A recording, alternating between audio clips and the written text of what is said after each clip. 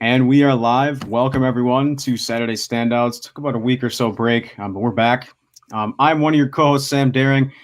Caleb couldn't be with us tonight. Had some stuff for work outside, so hope he's doing well. Hope you're doing well, Caleb. But tonight we've got Matt Skura. So we've got both the Titletown Show co-host on here, taking over Saturday Standouts tonight. Matt, how are we doing?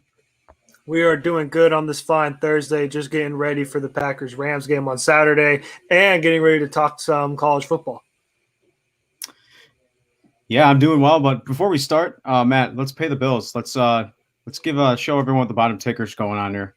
Yeah, so for the bottom tickers, if you're into betting like some people are, hit up mybookie.ag, use promo code USN100. You could, in fact, double your first deposit. If you put in $100, you use that USN 100, bam, you get $200 that you could spend. Also, if you're into shopping for some gear, hit up our USN shop, the teespring.com/stores/unwrapped. You can purchase our stuff that we have. I believe we have gear for Saturday Standouts, Generation Sports Z, you name it, we have it. T-shirts, shorts, long sleeve shirts. We got it all. You should be able to get those. And if your back is hurting, if you're sore, hit up rxhep.com. Use rxhep-usn to get 15% off your very first purchase. So if you have like creams and stuff, if your back hurts, use where it says on the ticker down below, rxhemp.com, code rxhemp-usn for 10% off. In fact, every purchase, 10% off. So make sure you use that code. And yeah, let's enjoy the show. All right, thank you for that, Matt. Let's get right into it. So we had the panel the other day talking about the predictions for this. So they did a great job with that. Caleb led that one. So let's get into the reaction to this game. And I remember having this panel. You were on it, Matt, a few weeks ago. We were talking about this game. We were having predictions about this game. And how this game was going to go. And I'll start with you, Matt. How did you expect this outcome? 52-24. The way I saw it was, and I think Garrett brought up a great point on that panel, is if it's 14, it's either going to be a really good showdown. I know Garrett's not a huge fan of Ohio State making the college football playoff, but I mean, he did bring up a good point on that panel when he said, you don't know what Justin Fields we're going to get. Are we going to get the Justin Fields that went off against Clemson and ran for 6 touchdowns and threw just one interception with a 99 QBR rating? Or are we going to get the one that showed up Monday night in the title game? Only a touchdown, 17 for 33, 194 yards, and an 87.2 QBR rating. Not great, but not awful. Could have been a lot better, but again, let's dive into it, Matt. How did you expect this game to go? I thought the game was going to be more interesting. I mean, I feel like the game changed in 2 ways. When Trey Sermon went down for Ohio State and when Mac Jones fumbled the ball. So I'll start off first with the Trey Sermon injury. When Trey Sermon went down, I had a feeling that Ohio State's chances might have slipped. Because, I mean, you look at Trey Sermon was on a dominant tear, from the Big Ten championship game where he had over 300 yards rushing, set a Big Ten record for most rushing yards in a Big Ten championship game. And then on top of that, what he was able to do against Clemson just dominated them on the ground. I kind of looked at that and said, look, if Trey Sermon can dominate this Alabama team on the run, Ohio State's going to have a good chance. But he got hurt early in the game, and Master Teague did everything he can, but Alabama was just too much for them. And then one thing that I thought was going to change the game was when Mac Jones fumbled. Because keep in mind, Alabama at the time was up 14-7. They had the ball. They were rolling, and then Mac Jones fumbles the ball. Ohio State recovers, and they score a touchdown on that drive. I thought in my mind, this is a turning point. This is going to be a turning point, for Ohio State to take over this game, to step up, and it turned out it was the exact opposite because I watched that game start to finish, and I thought that fumble changed it for Bama, where Alabama just went on a tear because once that happened, Alabama outscored Ohio State 38-10 the rest of the game. So, I mean, it was one of those where I thought the game was going to be more interesting, but, I mean, I think that game just showed how powerful Alabama really was, how great of a team They really were, and the kind of player that Devontae Smith really is. I mean, very rarely do we see receivers win a Heisman Trophy. I mean, Devontae Smith was the first person since Desmond Howard in 1991 to win that Heisman Trophy, and he showed it. He showed it tonight. I mean, he showed it on the night of the national championship game by going off mainly in the first half. 12 catches, 215 yards, 3 touchdowns. That was very impressive, and I feel like he's definitely risen his stock to possibly be the first receiver, taken off the board, in this draft. But overall reactions, I felt like it could have been better. But I mean, it was one of those where Ohio State did everything they could, but I mean, Fields was banged up. Trey Sermon went down. Eventually, it was going to catch up, and it kind of looked like Ohio State just simply ran out of gas. Yeah, and what's crazy about Trey Sermon is he came around at just the right time. And like I think a lot of people were thinking that he wasn't used the right way. And like after when you see him at the Clemson game a week or so ago, he was having Marshawn Lynch runs. I mean, that dude looked unstoppable. He looked like he was going to have a very bright future. I mean, he still does. He looks like he's going to have a very bright future in the NFL. And I have a friend that's also an Ohio State fan. He wants him to stay. What I think is interesting, I'm glad you brought up Master Teague too. And you and I were talking about this earlier in the day. Is I wonder if Master Teague stays. If I'm not mistaken, I think he's a junior. I think he'd be smart to stay, especially since Trey Sermon. Trey Sermon was getting a lot of hype transferring into Ohio State from Oklahoma. After especially so Trey Sermon. Oklahoma, which I mean we'll get to in our towards the end of our segment here when we break down like a way too early college football playoff. Oklahoma's got a lot of guys transferring out. TJ Pleasure transferred to Utah. Charleston Rambo, guy that went off in his bowl game, transferred to Miami the other day. But Kennedy Brooks opted out, but they're getting Kennedy Brooks back. Trey Sermon transferred, so they lost a big part of their run game. But Trey Sermon, I think, has got a very bright future, and I'm wondering, we have yet to hear the decision on Master Teague. If he stays, I think that'd be a very smart decision if he does end up staying. Mm-hmm. I definitely think so as well. I feel like Master Teague should definitely stay another year. I mean, you look at first year he was there, he was behind a good running back in J.K. Dobbins. Obviously, we saw what Dobbins did this year in Baltimore, proved that he could be potentially the number one back there. And then this year, he was behind a senior guy in Trey Sermon who got to really blossom, going from Oklahoma to Ohio State. I feel like it would be smart for him to stay, for this upcoming season and help elevate his draft stock. Because I truly believe if Master Teague stays another year, he could maybe elevate his stock to where instead of maybe a day 3 draft pick, he could maybe be a day 2 or maybe even a first rounder, depending on the kind of stats that he pulls up. So my hopeful suggestion is that Master Teague stays another year, help improve his stat line. But I mean, if he thinks that he could go up in the draft, then good for him. But my hopeful suggestion: stay another year, actually be the starter. Because I feel like if Teague stays another year, he will be the starter at Ohio State. And if he could put up some solid numbers, he could be one of those players that people are going to look at. Hey, maybe he could be a mid to late first rounder, maybe second rounder, and kind of go from there.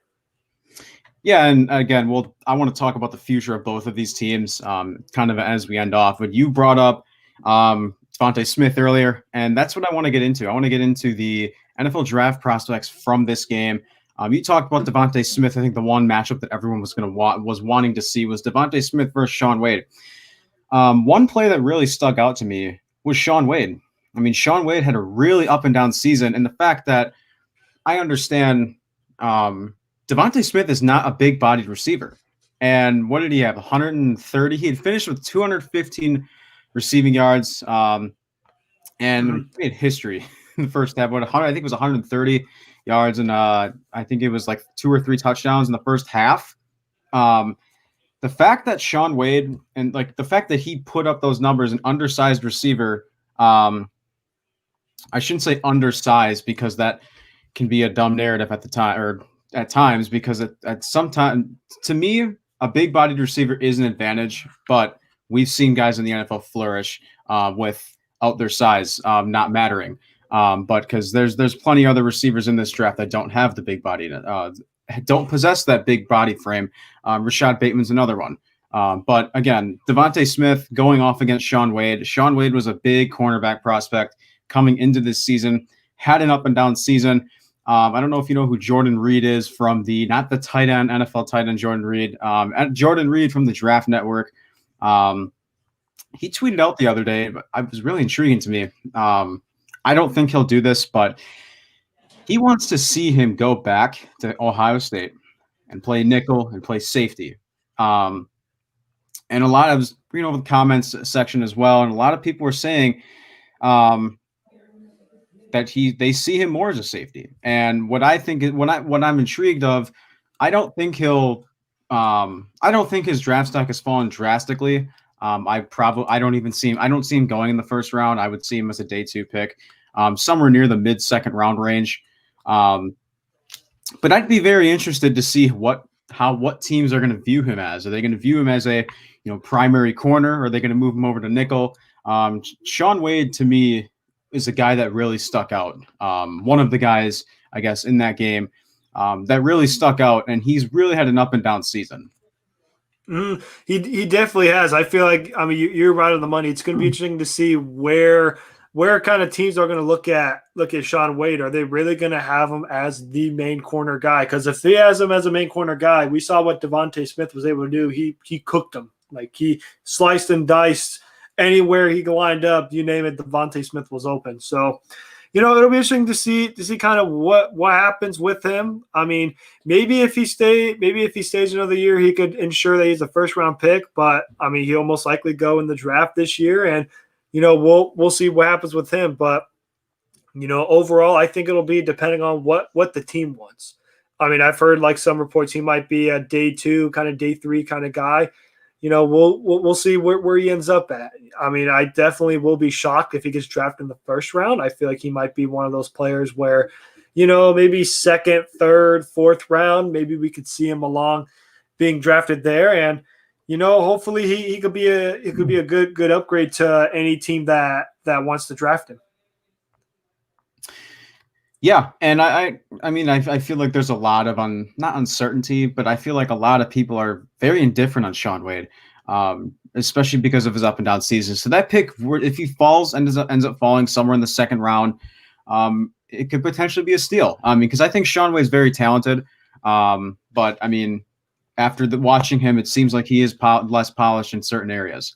But going over to actually, I'll go off with you. Is there another player that you kind of saw in positive or negative way that stuck out to you other than Shaun Wade? A positive player that stuck out to me was Mac Jones. What a performance Mac Jones put on in that national championship game. It helps that you have a guy like Devontae Smith who will get you 250 yards and 3 touchdowns, but Mac Jones was very impressive this game and overall the season in general. You look at before the season started, Mac Jones was kind of known for struggling when he replaced Tua. When he replaced Tua the final 2 games, you saw him throw, I believe it was not 1, but 2 pick sixes against Auburn. They lost the game against Auburn, kind of enhancing them to be out of the college football playoff. And a lot of people thought, it was like, wow, this Mac Jones kid, can he win the starting job?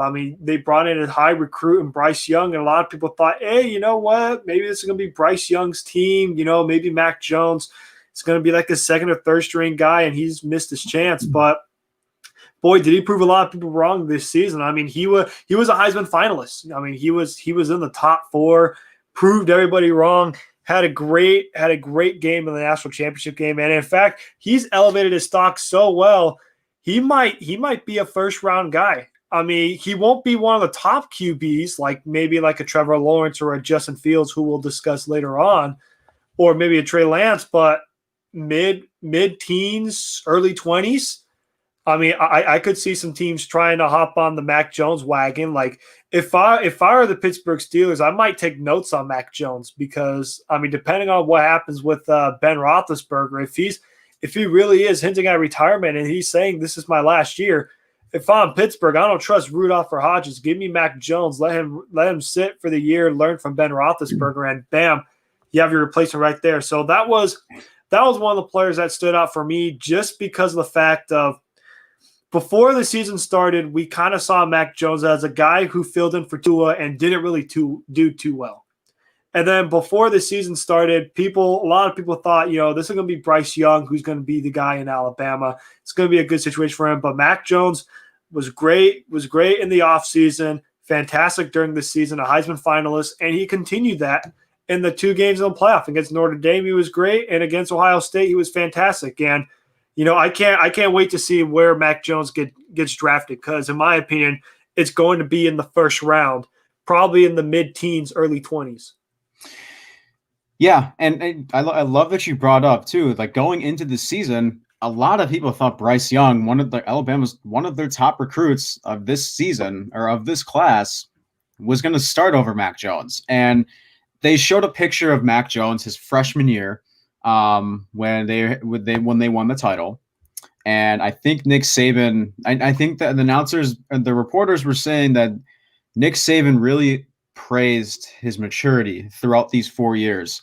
And you're right. I mean, I personally don't see Mac Jones as first round talent, but I think there's a strong possibility Mac Jones could go in the first round. You brought up the Pittsburgh Steelers. One fit that I liked at the time, we'll see what happens. I think there's rumors coming out that the Saints might roll with Jameis Winston and Taysom Hill. But I would love to have Mac Jones. However, I don't see any quarterbacks outside of Trevor Lawrence that should be day one starters. I think Justin Fields will be good in the right system. And we were talking about this earlier. We don't have to go too deep into mock drafts, but there's one team that I'm looking at that I could definitely see drafting a quarterback, and I think some of it might depend on who their new head coach would be.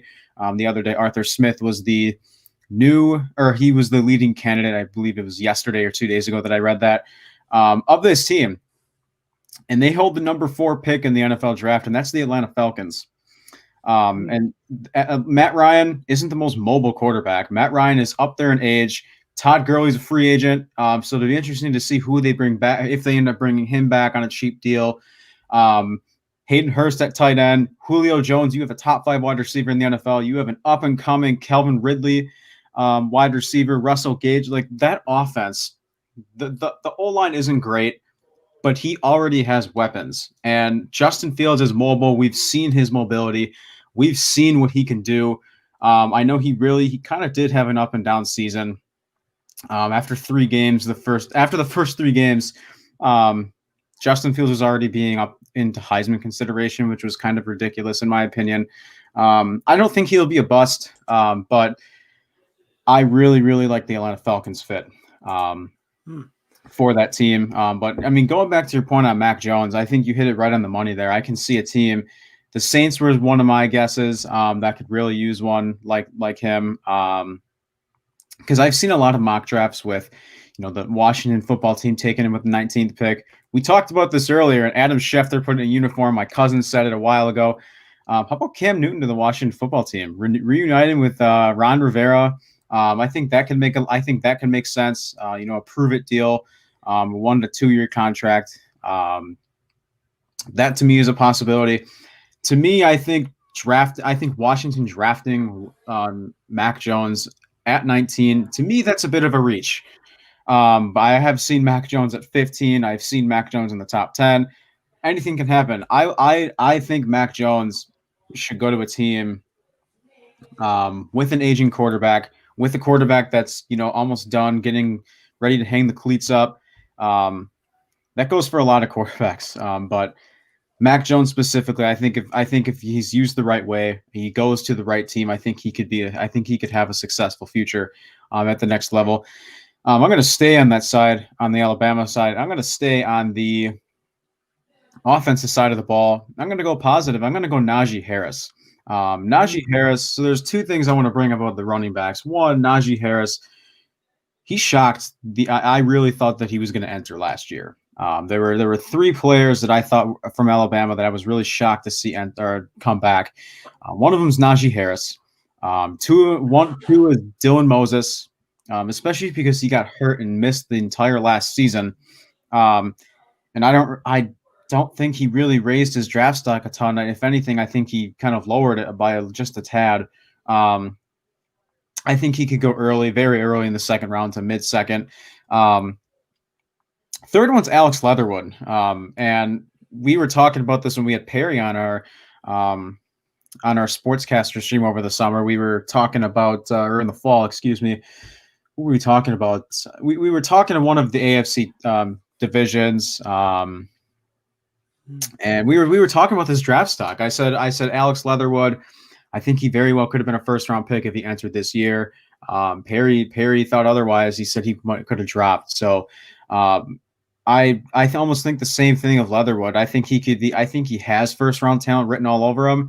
But I mean, it's a matter of which teams value this position the most over others of their team needs. But going back to Najee Harris to me, I think definitely made the right decision coming back. He had over 1,400 yards and 26 touchdowns and 251 carries. And he's proven that. And I think that's one reason why Travis Etienne decided to come back, is he can prove to people why he can be that all-round running back and as a pass catcher. And Najee Harris went off. Najee Harris had 2 touchdowns, I think, in the title game, if I'm not mistaken. But Najee Harris has been the best running back in college football this season. I still view Travis Etienne as RB1 going into this draft, but Najee Harris had a very impressive season. And I was telling Caleb earlier, we were predicting the SEC. Even if we didn't have this, thankfully we got through this season, not necessarily safely. I know they're supposed to make a decision on the combine as well, but thankful we got through the season. Thankful all of the players ended up staying healthy for the most part. I know a lot of teams had COVID problems, but they were able to get through it, which is a good thing. But Caleb and I were talking, even if we would have had a regular season with fans, we both agreed that Alabama would have won anyways. And Najee Harris, and I'm normally not a fan of Alabama running backs and how they translate into the NFL because there's very few. Derrick Henry, Mark Ingram, I think I'm missing one more. But I think Najee Harris is going to be added to that list because I think Najee Harris has a very, very bright future in the NFL. But Najee Harris is definitely my guy that really stood out as a draft prospect. And the second thing I want to bring up about running backs is going into last draft, like the 2020 draft, I thought Jonathan Taylor, because Travis Etienne came back. I thought Jonathan Taylor was the best running back in that draft class, and I really thought that he was going to be selected in the first round. I thought we were going to see at least – actually, I think I had the prediction. I didn't even think we were going to see a running back in the first round because I remember making my own mock draft, and Clyde Edwards-Helaire went there at 32 to the Chiefs. And I feel like that could definitely be the same case this year. And there's plenty of teams that need a running back, especially the Steelers. That could be one team to watch, especially if they let go of James Conner. The Miami Dolphins, I've seen them with Najee Harris. I saw them, we looked at over today. I think it was a CBS mock draft. I think Travis Etienne's first-round talent. I think Najee Harris has worked his way up into first-round talent. But will we see a running back drafted in the first round? I'll ask you that, Matt. I know it's way too early. We haven't had the combine yet. They were supposed to make a decision. I think it was this week or next week. They made the decision. There was a report that came out today that players have until March 1st to either declare for the draft or return to school. So I ask you this, I guess a way too early question. Do you think we see a running back drafted in the first round? I do. I truly believe we'll see a running back drafted in the first round. I feel like it's either going to be Travis Etienne or it's going to be Najee Harris. I think in the draft, it kind of depends on how teams are going to do in the offseason because some people forget free agency of the NFL happens around the March. And then from March, however teams go in the free agency, that's kind of going to decide how they're going to approach the draft, which comes around in late April. And like you mentioned with the Steelers, if they move on from James Conner, you best believe they're going to be looking at Travis Etienne or Najee Harris to replace that, to replace whatever James Conner was able to do. And even look at a situation like Miami. Like, I mean, I believe they have multiple first round picks. They definitely for sure have the third pick. And if I'm not mistaken, they might have, one of the end picks, pick number 18. So you could look at, if you're Miami, you could use your third overall pick, whether it's on Penei Sewell or a guy that we mentioned earlier, Devontae Smith, and then you could use that pick number 18 and look and say, if ETN or Najee Harris are still there at number 18, why not snag a running back right there? So I do believe there will be a team that will select a running back in the first round this season. And what I'm interested to see, because I personally don't think this running back draft class is that deep. I think outside of Travis Etienne and Najee Harris, I don't see guys that can be like a long-term starter. I think Kenneth Gainwell is undersized. I think Kenneth Gainwell from Memphis has a bright future. He did opt out of the season. I see a lot of Tariq Cohen in him. I mean, he's undersized, but I mean, I think Tariq Cohen, I've said this before, I think Tariq Cohen is one of the most underrated pass catchers in the NFL. Unfortunately, he did come down with a season-ending injury for the Bears. But I think Kenneth Gainwell has a very bright future, as a complimentary running back. Another running back, there were actually quite a few players that, didn't really make that big leap that a lot of people expected. And that's Oklahoma State running back is one of them, Chuba Hubbard. Kind of had an up and down season, opted out, the middle of the season. But he didn't really make that big leap. I like Chuba Hubbard. I think he could be a very, very reliable QB2, potentially a starter. But I don't see a Najee Harris or a Travis Etienne out of any of those guys. Doesn't mean I think they're going to be busts. I just don't see the running back class very deep. I think Trey Sermon could have a very bright future. I think he does have a very bright future ahead of him. Showed a lot of promise against Clemson in the college football playoff. I'm going to say no. I don't think we see a running back drafted in the first round. But I mean, there's one other team I missed actually too. The New York Jets, I think, could potentially be one that could select a running back. Because I think the Steelers, especially if they lose Connor, could draft one early, but I don't see it in the first round. I think it'll be interesting because Juju is also up. It'll be interesting because I personally think they should keep Juju. But we've seen a lot of receivers on the Steelers this season come around. Deontay Johnson, Chase Claypool, James Washington has really started to develop. But I mean, yeah, I think it'll be interesting. And there's some very talented running backs on the market. I think Nick Chubb stays, but they did sign Kareem Hunt to a contract extension over the offseason, over last offseason. And I think Chubb's going to hold out. It'll be interesting because Aaron Jones, Jamal Williams are also up.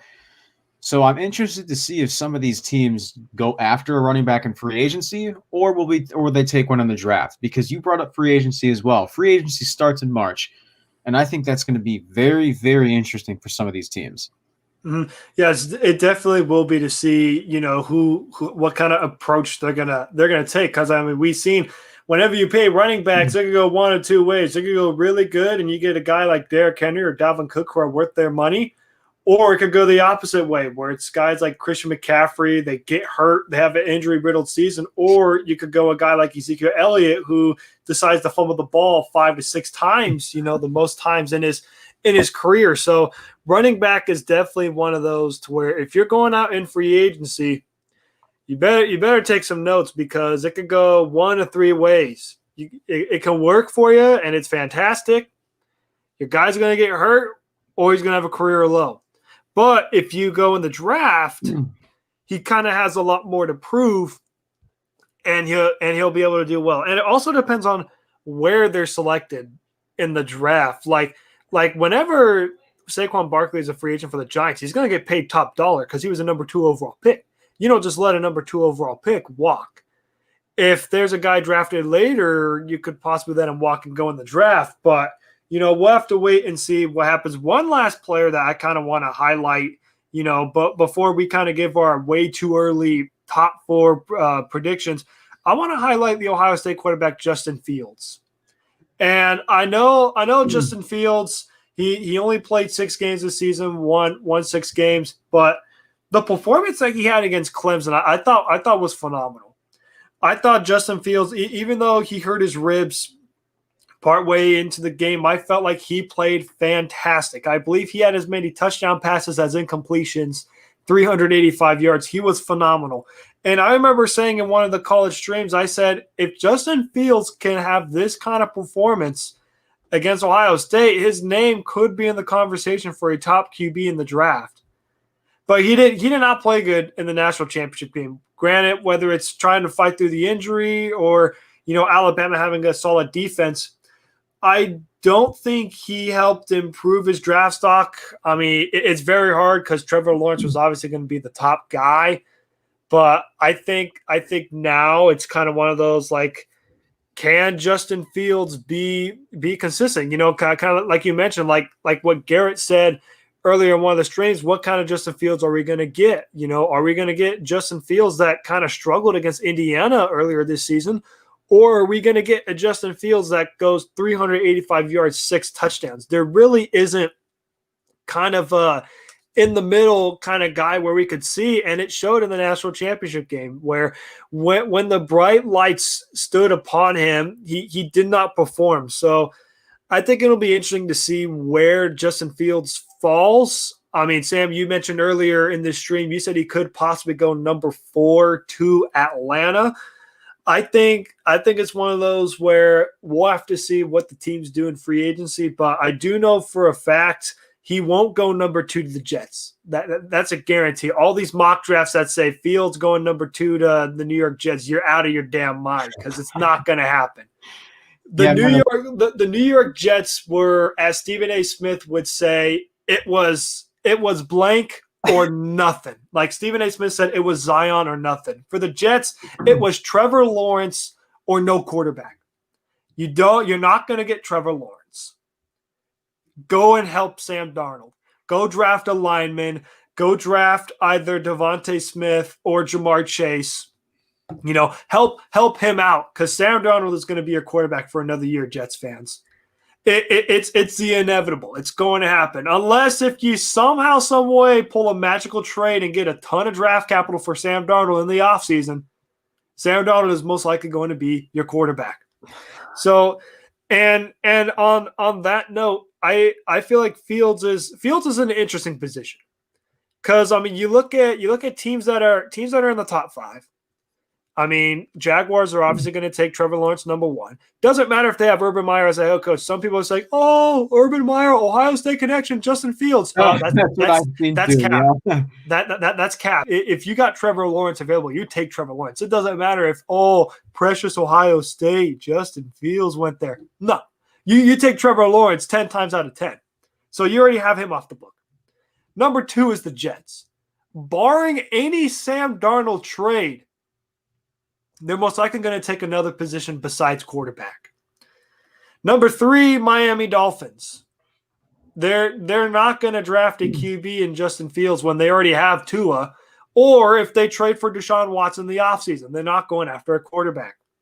And then number 4, you got the Atlanta Falcons. Now, that's a team I love Sam mentioned because they are a toss-up. They have a new GM and new head coach. If they want to go rebuild, I want to see why not take Justin Fields at number 4. But other than that, number 5, Bengals, they're not taking a quarterback. They already have Joe Burrow. Number 6, Philadelphia Eagles. The only way I could see the Eagles take Fields is if Wentz is being traded. But with Doug Peterson being fired, it looks like Wentz is going to stay. So they're not going to take a QB there. I believe Detroit's at 7. The only way how Detroit would take Justin Fields is if Stafford is traded. And I don't think Stafford will be traded during the offseason. So you think 7, Detroit is going to go somewhere else. Now, a team that I could see that could take Fields is Carolina at number 8. That's going to be an interesting thing to see what kind of happens there. Because I've seen in some mock drafts where Panthers could take Trey Lance. If Zach Wilson falls, you could take Zach Wilson. But I've never seen Justin Fields. Number 8. If I am Carolina, I take Justin Fields because you got Bridgewater for 2 years. you could have Fields sit for the first year, and then when it comes down to Teddy Bridgewater's final year under contract, you could then make a decision: is Fields ready to start or not? That's where I think Justin Fields can go. I feel like the highest possible case for him is at number 4 with Atlanta. That's if they go rebuild. But I think most likely he's going to go number 8 to Carolina. I think I would say the lowest he could go, unless this team trades up for a quarterback, is the San Francisco 49ers. They're at 12. I know Todd McShay had Justin Fields to the Patriots at 15. I can see teams trading up for a quarterback, and I think the San Francisco 49ers would potentially be a team. And I was going to say you and I are right on the same page with this. Is I'm not sure why I keep seeing quarterbacks taken at 2 either, Matt. I think if they're smart, Penei Sewell would be great. I think they need to trade down. I think they need to trade down because they can trade down for another tackle. They can trade down for Rashawn Slater, one of my favorite tackles in this draft. I love versatility in offensive linemen. Or Christian Darrisaw. Christian Darrisaw has been one of the biggest draft risers of offensive tackles in this draft out of Virginia Tech. And Justin Fields to the Panthers. I like that a lot, and as well as the Falcons would be interesting. And what I'm interested to see, one last point here, before we kind of finish off with our way too early rankings, is I'm interested to see if Carolina does take a quarterback, because Teddy Bridgewater, I think, has exceeded a lot of people's expectations of him. I know a lot of people write him off. A lot of people wrote him off because of his injuries. And he's really impressed. So he's got 2 years left of his contract. So I'm interested to see if Matt Rule does roll with Teddy Bridgewater for 2 years and see what he can do. Or, because I see this both ways. The other way I see it is Matt Rule, to me, I think, is going to want a quarterback to groom. I think it's safe to say they're not going to get Trevor Lawrence. Trevor Lawrence, I think, is and should be the number one pick. He's a generational talent. But I think the QB2 conversation is definitely still out there. But the last thing is, I wanted to make a point for the running backs. Teams have taken running backs outside of the first round, and they've proven to be just fine. Aaron Jones, 5th round pick. I think Jamal Williams was like back-to-back. They were back-to-back picks, if I'm not mistaken. Derrick Henry, 2nd round pick. Derrick Henry won the Heisman, dropped to the 2nd round. Nick Chubb, I think, was a 2nd or 3rd round pick out of Georgia. So I mean, we've seen players, and I understand you talked about Christian McCaffrey, Saquon Barkley, Zeke, even Todd Gurley, Melvin Gordon. I mean, we've seen multiple players be successful coming out of the first round, but we've also seen running backs coming out of the later rounds that have been proven to be successful, including players that I just named. So let's end on, and I actually wanted to bring this up, way too early college football playoff 2021. While we were live, Matt, Justin Ross, this doesn't surprise me at all. I think it's a smart move on his part. Justin Ross is returning to Clemson for his senior season. Had a neck injury, went down over the offseason. And I thought he was cleared to start practicing or something earlier this season. But I mean, Clemson's losing a lot. But Matt, I'll start with you. Who do you got in your top 4? Or how about this? Let's go top. Let's go one by one. So who do you got at number 1? And I'll name mine after yours. Ooh, number 1 team that I got is Alabama. I mean, you look at Alabama. Yeah, they lost Mac Jones, but like I mentioned earlier, they had a 5-star recruit in Bryce Young.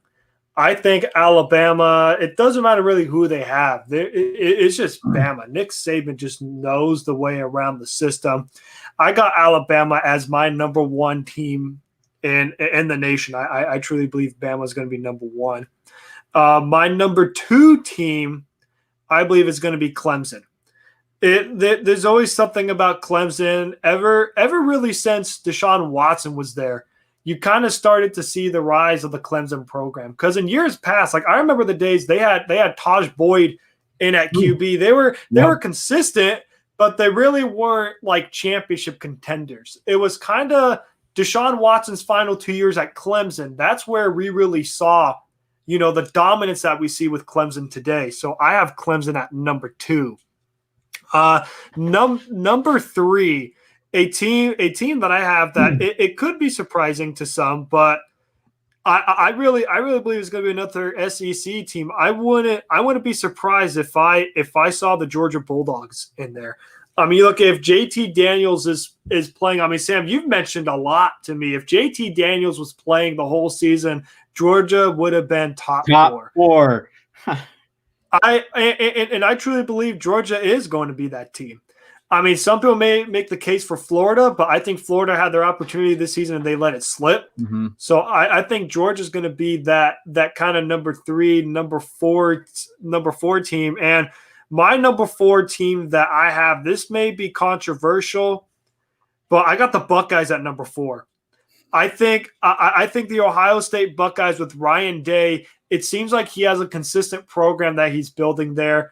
I think Ohio State is going to find their way into the number 4 seed. And I feel like if you were to include teams that would just miss out, I'd probably say it would be A&M, Oklahoma, kind of like 5 and 6. But pretty much the top 4, I wouldn't be surprised if it were the same. But if Georgia's got JT Daniels the whole season, I think Georgia's going to be one of those teams where everybody better watch out for. Even though they'll probably have one loss to Bama, which will probably be in the SEC championship game, I think if they're unbeaten until that point, you got to put Georgia in the top 4 with Alabama, Clemson, and Ohio State rounding that out. So number 1 of mine is Alabama. Alabama has the top recruiting class. Alabama breeds talent. They are losing a lot, but like you mentioned, Matt, they have Bryce Young coming back. They're losing both their running backs, Brian Robinson Jr. and Najee Harris. They're losing a lot of offensive linemen. They're losing Landon Dickerson. They're losing Deontay Brown. They're losing Alex Leatherwood.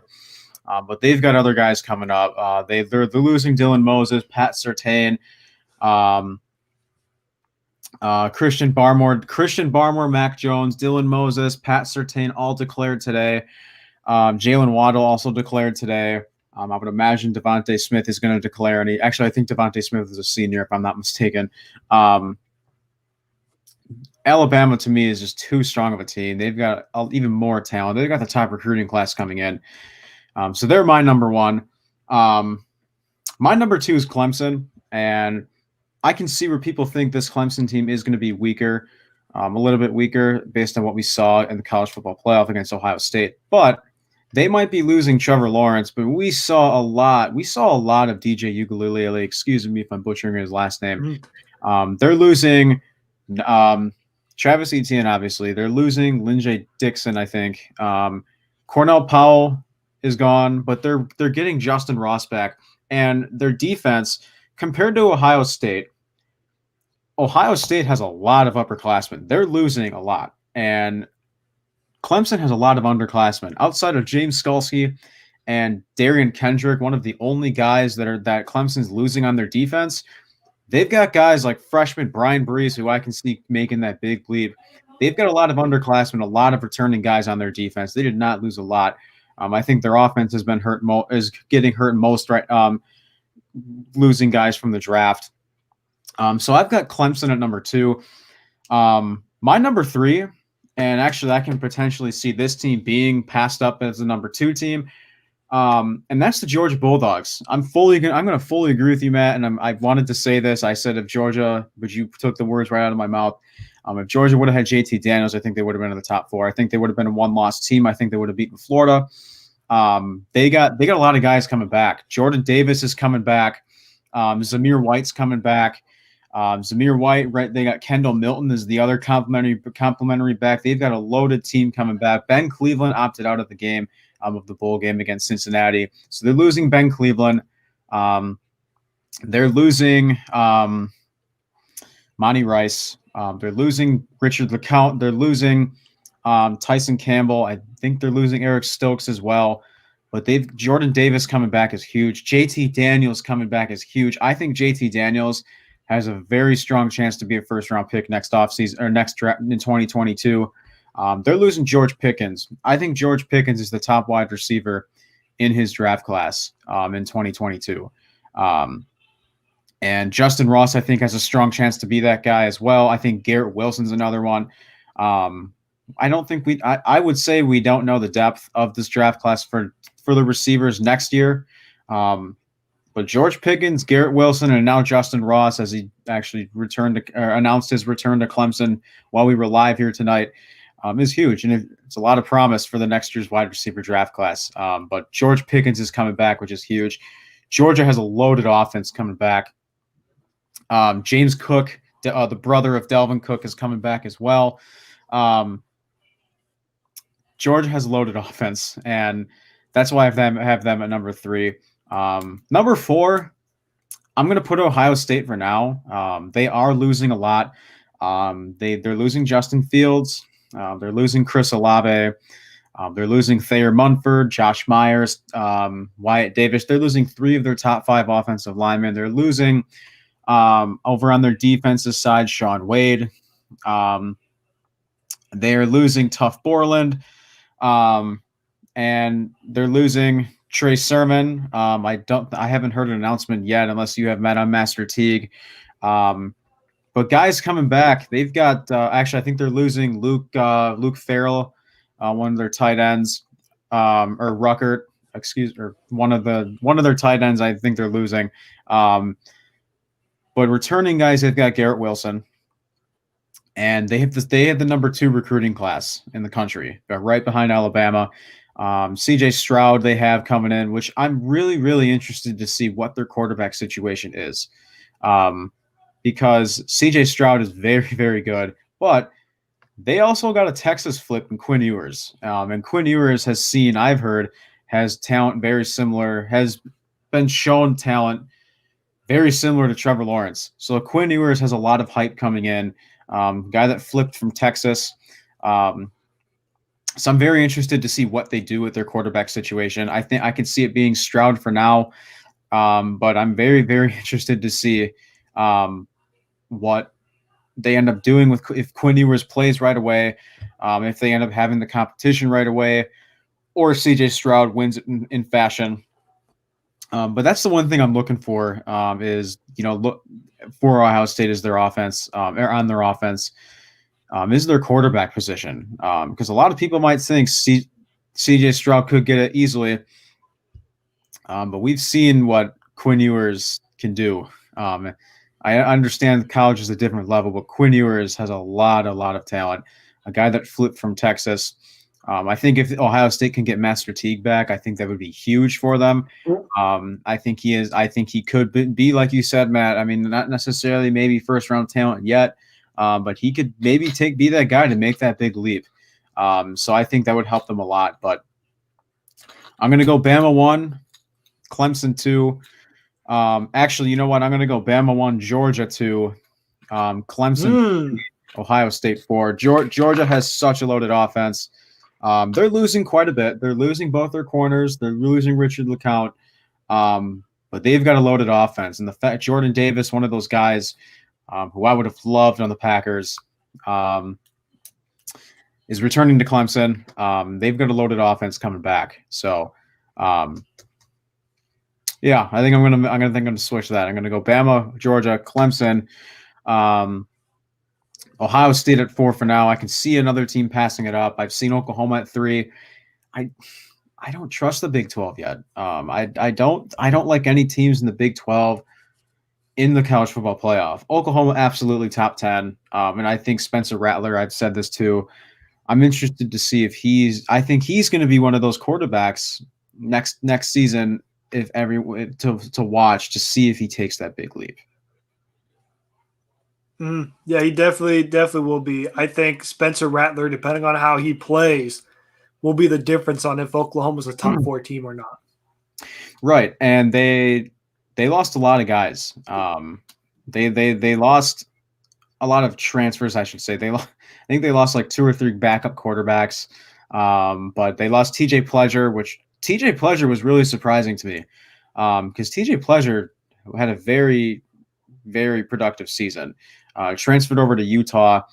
Charleston Rambo transferred the other day to the Miami Hurricanes. But yeah, it'll be interesting. I think Oklahoma is going to be another Big 12 team on the watch list. Brock Purdy, Iowa State, losing a lot. Or Iowa State Iowa State is losing Brock Purdy. Excuse me. I think they're reviewed as number 8 in the way too early one by ESPN. But yeah, I mean, we haven't gotten to the NFL draft yet, but we're already looking towards next season as well as other ESPN as everyone is. So it'll be interesting. Matt, that's all I have for tonight. Is there anything you want to add? No, that's about it. Thank you for having me on. Yeah, of course. Always love having you. And get Caleb. Hope you're watching. Hope your Florida State Seminoles with Mackenzie Milton. I think that'll be very promising. They finally got their quarterback. So yeah, that'll end it, everyone. Matt, is there anything you want to shout out? Yeah, my Twitter is at Matt_Skura. My Instagram at Matt_Skura19. And check out the Titletown show that Sam and I do on Sportscaster. Make sure you guys give us a follow there. And check out a podcast that me and my great friend Caleb Conant do. We talk all things NBA and NFL related, and we are available pretty much everywhere. Apple Podcasts, Spotify, iHeartRadio, you name it. We're available there. Give us a rating, and yeah, check out our recent episodes that we've uploaded. And Matt took the words right out of my mouth. We've got the Sportscaster. We've got the Titletown show, hoping to go live tomorrow. Preview the Packer-Rams game, playoff game. I'm hoping they pull off a win. I write for the Cards Wire. I run Dairy Sports. Go give Dairy Sports a follow. And yeah, Caleb and I run it every week here. So we'll be back with you guys next week. And thanks for joining me, Matt. And this has been another episode of Saturday Standouts.